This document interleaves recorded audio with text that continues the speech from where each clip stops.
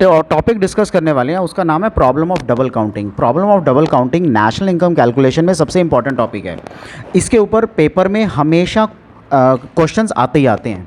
अब double counting होती क्या है एक्चुअली? डबल काउंटिंग का मतलब है जब हम नेशनल इनकम कैलकुलेट कर रहे हैं तो एक ही चीज़ को हम एक बार से ज़्यादा कैलकुलेट कर जाते हैं। एक ही सोर्स ऑफ इनकम को, एक ही प्रोडक्ट को हम एक बार से ज़्यादा कैलकुलेट कर जाते हैं, जिसको हम डबल काउंटिंग कहते हैं।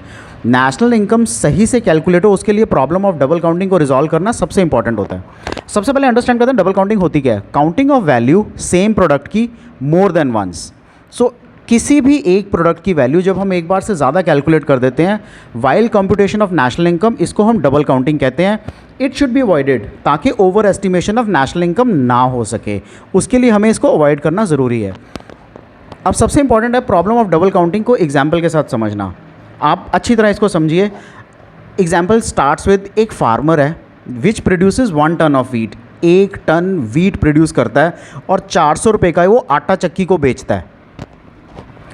द फ्लोर मिल जो आटा चक्की है वो 600 रुपये की उसी जो वीट था उसी का आटा बना के 600 रुपये की वो बेकर को बेचती है। अब बेकर क्या करता है? बेकर ब्रेड बनाता है, शॉपकीपर को 800 रुपये की वो बेचता है।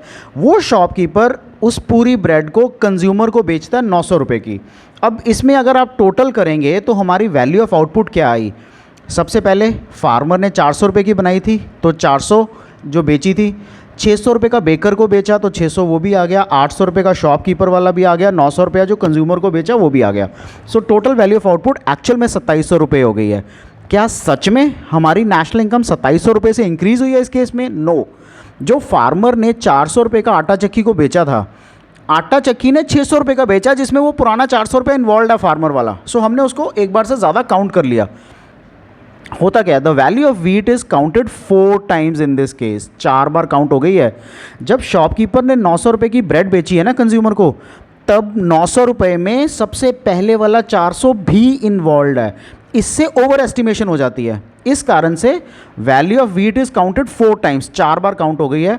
Value of services of the Miller thrice. जो ये फ्लोर मिल है, आटा चक्की है, उसकी 3 बार सर्विसेज काउंट हो गई हैं। And the value of services by the baker twice. So baker ने 800 रुपये की पहले शॉपकीपर को बेची, वो काउंट हो गया। फिर शॉपकीपर ने जब कंज्यूमर को बेची तब भी एक बार और हो गया। सो 2 बार तो शॉपकीपर का काउंट हो चुका है। So value of wheat and the value of services of the miller and baker have been counted more than once. एक बार से ज़्यादा काउंट होने को हम डबल काउंटिंग कहते हैं। अगर हम अपनी आउटपुट को 2700 रुपये ले लेंगे एज इन दिस एग्जाम्पल, उससे हमारी जो नेशनल इनकम है वो गलत कैलकुलेट होगी। सो हमें क्या करना है? हमें डबल काउंटिंग को रिमूव करना है। अब डबल काउंटिंग को रिमूव करने के तरीके क्या हैं? डबल काउंटिंग को रिमूव करने के 2 तरीके हैं, final output method and value output method. Final output में क्या है? The value of intermediate goods is not considered in this method. So only the value of final goods and services is considered. जैसे जो हमने अभी example किया उसमें 900 रुपया जो शॉपकीपर ने कंज्यूमर को बेचा है, सिर्फ हम इसी की वैल्यू को काउंट करें तो हमारी नेशनल इनकम सही आ जाएगी। बीच में किसी ने किसी को बेचा, नहीं बेचा, उसने कितने का बेचा, वो हमें मैटर ही नहीं है। So this is final output method. Last का सेल कंज्यूमर ने जब परचेज़ किया है, किस प्राइस पे परचेज़ किया है, वो फाइनल आउटपुट मैथड है। वैल्यू एडेड मैथड क्या होता है? जैसे सबसे पहले फार्मर ने मिलर को बेचा, राइट? फार्मर ने जब मिलर को बेचा, फ्लोर मिल वाले को, फ्लोर मिल ने बेकर को बेचा, बेकर ने शॉपकीपर को बेचा। सो कितना वैल्यू ऐड हुआ वो हम काउंट करें। जैसे फार्मर ने जब फ्लोर मिल वाले को बेचा सिर्फ 400 रुपये का, अब फ्लोर मिल वाले ने उसको आटा बनाया, आटा बना के जब फ्लोर मिल वाले ने बेचा तो वो 200 रुपये एडिशन हुआ सिर्फ। बेकर ने जब ब्रेड बना के शॉपकीपर को बेचा तो 800 माइनस 600 200 रुपये एडिशन हुआ। और शॉपकीपर ने जब कंज्यूमर को बेचा तो सिर्फ 100 रुपये एडिशन हुआ। So that wage value added method क्या कहता है? We estimate the total value added at each stage of production. So 400 रुपया पहले, फिर बेकर का 200, फिर शॉपकीपर का 200, फिर कंज्यूमर को जब सेल किया तो 100, तो टोटल 900 रुपया। दीज आर दी 2 मेथड जिससे हम डबल काउंटिंग की प्रॉब्लम को कम्प्लीटली रिजॉल्व कर सकते हैं।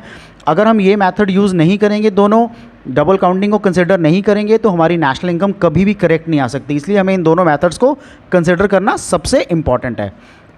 Right guys? सो आपको डबल काउंटिंग के बारे में कैसा लगा तो मेरे को ज़रूर आप नीचे डिस्क्रिप्शन में बताइएगा। Thank you.